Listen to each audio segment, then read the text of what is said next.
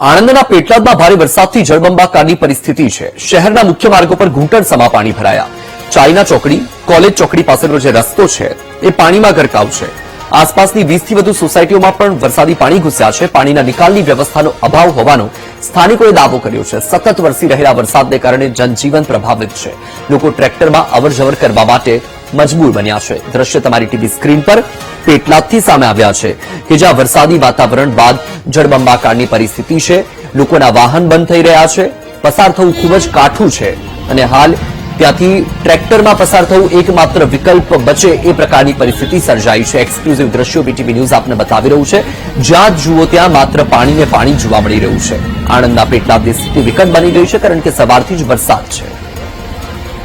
આણંદ જિલ્લામાં સતત 2 દિવસથી રેડ એલર્ટ જાહેર કરવામાં આવ્યું છે। મહત્વની વાત એ છે કે જે પેટલાદ શહેર છે તે પેટલાદ શહેરમાં પણ ધોધમાર વરસાદ વરસ્યો છે અને વરસાદને લઈને જે શહેરની કોલેજ ચોકડી છે તે કોલેજ ચોકડી ઉપર પાણી ભરાયા છે। સમગ્ર રોડ છે જે ચારે તરફનો તે રોડ પાણી થયો છે। મહત્વની વાત એ છે કે પેટલાદ શહેરનું મલાવ તલાવ પણ ઓવરફ્લો થયું છે એટલે પાણીનો નિકાલ થતો ના હોય।